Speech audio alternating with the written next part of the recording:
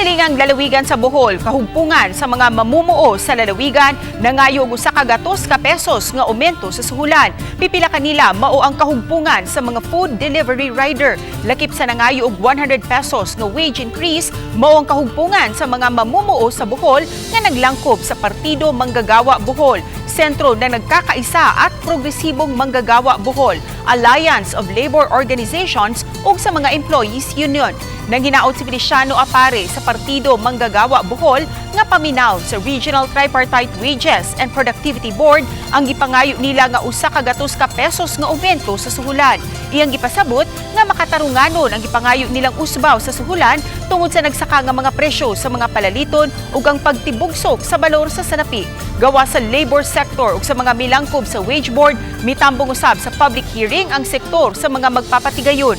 Sa pagkakaroon, moabot sa 397 pesos ang minimum wage sa Bohol, samtang 435 pesos usab dinhi sa Sugbo. 97 na minimum wage sa Bohol hindi sapat dahil sa inflation rate, ang mga lahat ng mga bilihin nagmahal na. So ako po ay nanawagan sa lahat ng mga workers dito sa Bohol na kailangang suportahan natin yung 100 wage increase ngayon.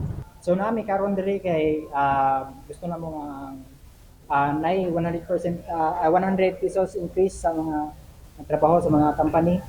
And then ang amuang gusto sa namo nga ang mga amo saka ang among delivery